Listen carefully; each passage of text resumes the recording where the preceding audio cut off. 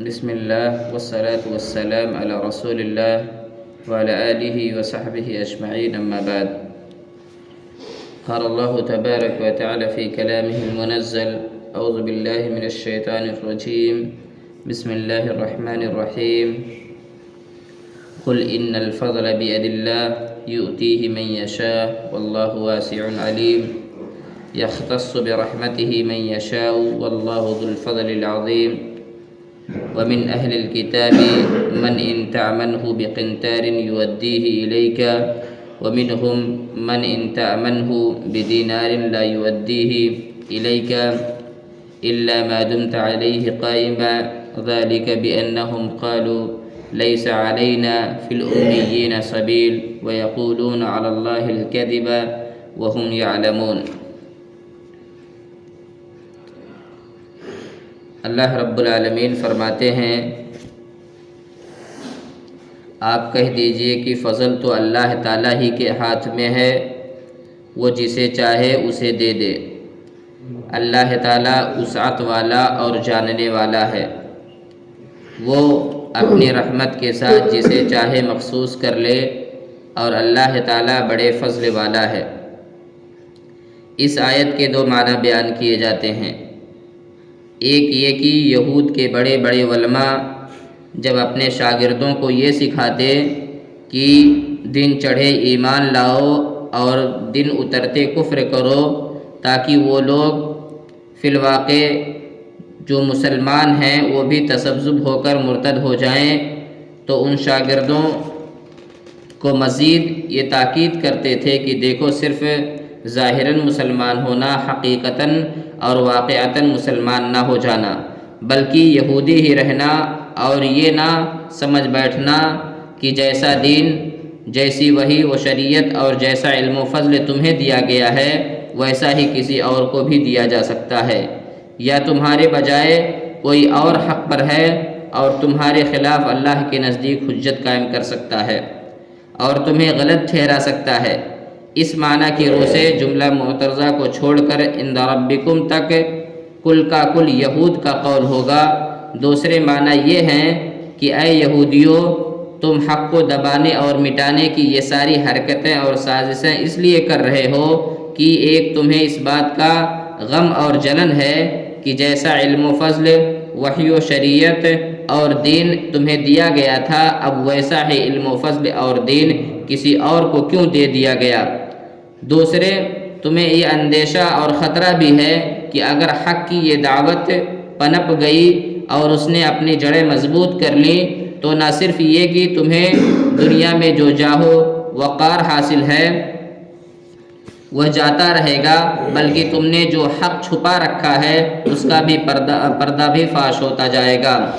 اور اس بنا پر یہ لوگ اللہ کے نزدیک بھی تمہارے خلاف حجت قائم کر بیٹھیں گے، حالانکہ تمہیں معلوم ہونا چاہیے کہ دین و شریعت اللہ تعالیٰ کا فضل ہے اور یہ کسی کی میراث نہیں ہے، بلکہ وہ اپنا فضل جسے چاہے دیتا ہے، اور اسے معلوم ہے کہ یہ فضل کس کو دینا چاہیے۔ یعنی اللہ رب العالمین کس کو بادشاہت دینی ہے، کس کو نبوت دینی ہے، کس کو نبوت کا میراث بنانا ہے، یہ اللہ رب العالمین طے کرتا ہے۔ کسی بھی خاندان کے لوگ اپنے طور پر اس چیز کو طے نہیں کر سکتے، یہ صرف اللہ رب العالمین کی طرف سے ہوتا ہے۔ پھر اللہ تعالیٰ فرماتے ہیں، بعض اہل کتاب تو ایسے ہیں کہ اگر انہیں تو خزانے کا امین بنا دے تو بھی وہ تجھے واپس کر دیں، اور ان میں سے بعض ایسے بھی ہیں کہ اگر تو انہیں 1 دینار بھی امانت دے تو تجھے ادا نہ کریں گے۔ ہاں، یہ اور بات ہے کہ تو اس کے سر پر ہی کھڑا رہے، یہ اس لیے کہ انہوں نے کہہ رکھا ہے کہ ہم پر ان جاہلوں کے حق کا کوئی گناہ نہیں، یہ لوگ باوجود جاننے کے اللہ تعالیٰ پر جھوٹ کہتے ہیں۔ امیین، ان پڑھ جاہل سے مراد مشرکین عرب ہیں۔ یہود کے خائن لوگ یہ دعویٰ کرتے تھے کہ یہ چونکہ مشرک ہیں اس لیے ان کا مال ہڑپ کر لینا جائز ہے، اس میں کوئی گناہ نہیں۔ اللہ تعالیٰ نے فرمایا کہ یہ اللہ پر جھوٹ بولتے ہیں۔ اللہ تعالیٰ کس طرح کسی کا مال ہڑپ کر جانے کی اجازت دے سکتا ہے؟ اور بعض تفسیری روایات میں ہے کہ نبی صلی اللہ علیہ وسلم نے بھی یہ سن کر فرمایا، اللہ کے دشمنوں نے جھوٹ کہا، زمانے جاہلیت کی تمام چیزیں میرے قدموں تلے ہیں سوائے امانت کے کہ وہ ہر صورت میں ادا کی جائے گی، چاہے وہ کسی نیکوکار کی ہو یا بدکار کی۔ ابن کثیر رحمہ اللہ ایسے ہی فرماتے ہیں۔ افسوس ہے کہ یہود کی طرح آج بھی بعض مسلمان بھی مشرکین کا مال ہڑپ کرنے کے لیے کہتے ہیں کہ دارالحرب کا سود جائز ہے اور حربی کے مال کے لیے کوئی عصمت نہیں، در حالانکہ جس ملک کو دارالحرب کہہ کر اس طرح کا مال کھاتے ہیں اس سے لڑنے کے لیے کبھی تنکا بھی نہیں اٹھاتے۔ معلوم ہوا کہ اگر کوئی غیر مسلم ہے جس نے آپ کے پاس امانت دے رکھا ہے، آپ کے پاس کوئی چیز بطور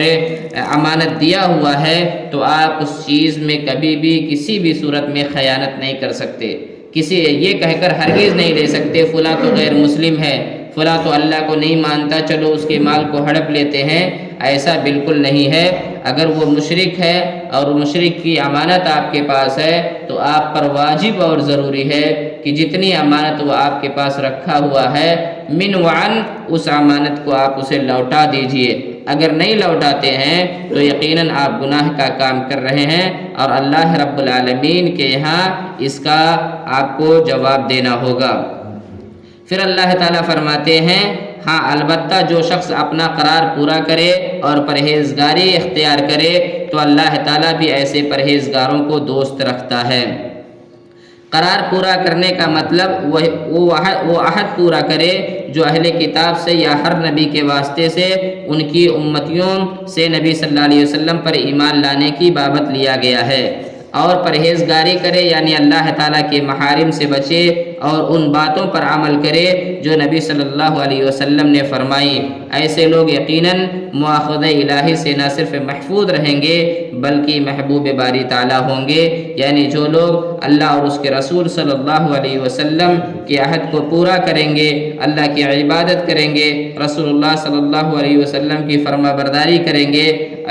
ایسے لوگ اللہ رب العالمین کے محبوب ہوں گے۔ اور جو لوگ اللہ رب العالمین کے محبوب ہوں گے، اللہ رب العالمین اس دنیا کے اندر ان کو عزت و سربلندی عطا کرے گا، اور آخرت کے اندر جو سب سے بڑی کامیابی ہے یعنی جنت کا حصول، اللہ رب العالمین ایسے لوگوں کو جنت سے سرفراز فرمائے گا۔ اللہ تعالیٰ سے دعا ہے اللہ تعالیٰ ہم تمام مسلمانوں کو جنت الفردوس میں داخلہ دے، آمین۔ وآخر دعوانا الحمدللہ رب العالمین۔